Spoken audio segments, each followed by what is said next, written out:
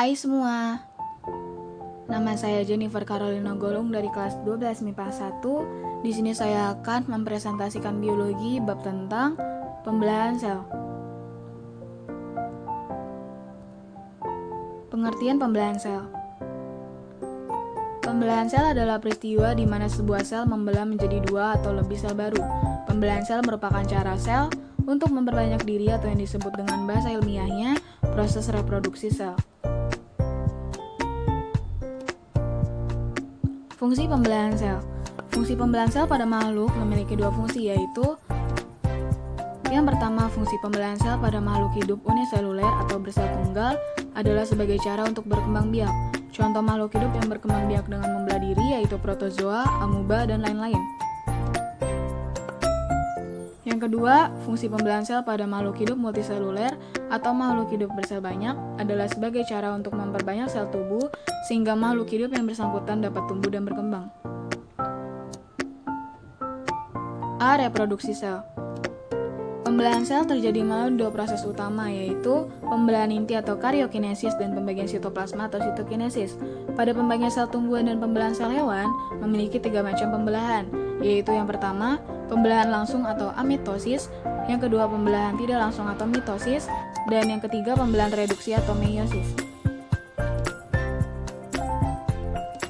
Yang pertama kita bahas dulu tentang amitosis. Pembelahan spontan tanpa tahap pembelahan sel terjadi pada organisme prokariotik seperti bakteri. Pembelahan sel menjadi dua sehingga disebut juga pembelahan biner. Selama mitosis berlangsung, inti sel memanjang dan tampak ada benang di dalamnya. Gambaran mitosis bisa dilihat seperti ini.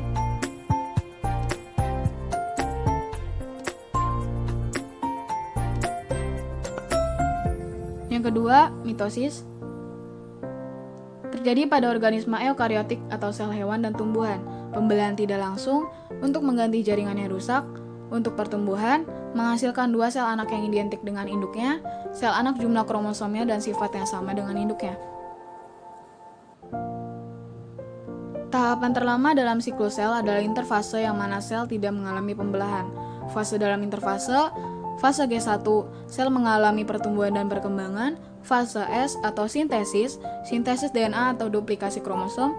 Fase G2 atau sintesis protein. Fase M mengalami pembelahan sel.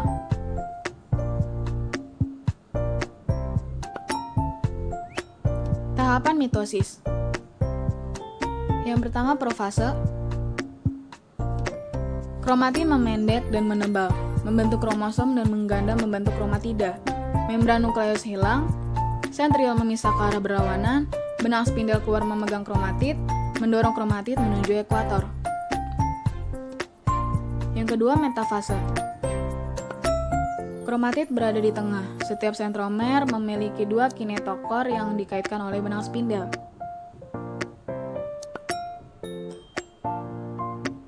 Yang ketiga itu anafase. Kromatid berpisah menuju kutub berlawanan, sel memanjang, terjadi reduksi atau pengurangan dari tetrad kromosom menjadi 2N atau diploid. Yang keempat, telofase. Kromosom atau kromatid berada di kutub, terbentuk sekat pemisah, terjadi sitokinesis atau membran plasma melekuk. Bisa dilihat gambarnya seperti ini.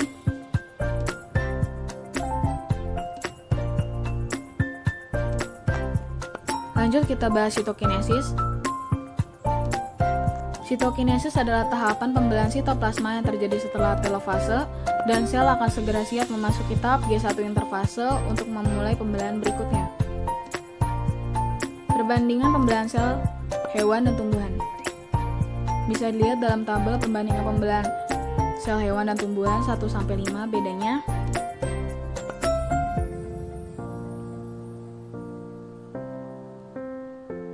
Yang ketiga, meiosis. Meiosis adalah pembelahan sel yang menghasilkan sel anak dengan jumlah kromosom separuh dari jumlah kromosom sel induk, yaitu haploid atau N. Tahapannya terjadi, profase 1 terbagi atas leptonema, zigonema, pakinema, diplonema, dan diakinesis. Metafase, kromosom homolog berjajar di ekuator. Anafase 1, kromosom homolog bergerak ke kutub yang berlawanan. Telofase 1, terjadi sitokinesis 1 menghasilkan dua sel baru. Profase 2, kromatin berubah menjadi kromosom yang terjerat oleh benang gelondong. Metafase 2, kromosom pada bidang ekuator. Anafase 2, kromatid menunjuk ke kutub-kutub. Telofase 2, terjadi sitokinesis 2 yang menghasilkan 4 sel baru haploid.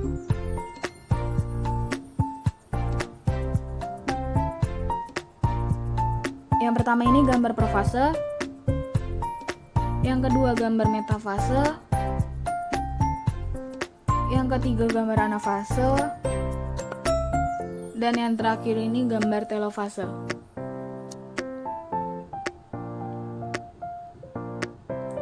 B. Gametogenesis. Pembentukan gamet ini terjadi secara meiosis di dalam organ reproduksi. Hasilnya itu ialah gamet dengan kromosom berjumlah setengah dari kromosom induk atau N. Yang pertama, gametogenesis pada hewan dan manusia. Gametogenesis pada pria disebut spermatogenesis yang berlangsung di testis, pada wanita disebut oogenesis dan berlangsung di ovarium.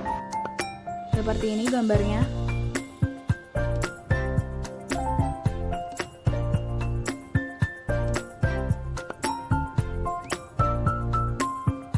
A. Spermatogenesis. Proses spermatogenesis mulai berlangsung pada pria di masa pubertas. Gambar spermatogenesis seperti ini. Proses perubahan spermatogenium hingga spermatid berlangsung di tubulus seminiferus. Sedangkan perubahan spermatid menjadi sperma berlangsung di epididymis. Perubahan spermatid menjadi sperma dikenal juga dengan spermiogenesis. Spermatogenesis pada pria berlangsung sepanjang hayat. Yang B. Oogenesis.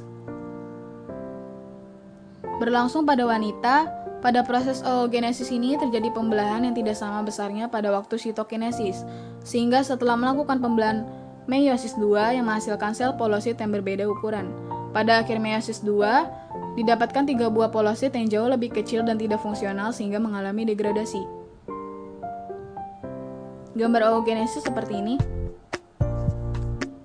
Oogenesis pada wanita diperkirakan berlangsung sekitar 30-40 tahun sejak menstruasi pertama. Jadi sekitar 50-an, wanita akan mengalami menopause. Menopause ditandai oleh tidak terjadinya menstruasi lagi pada wanita. Artinya pada masa menopause tidak terjadi lagi oogenesis.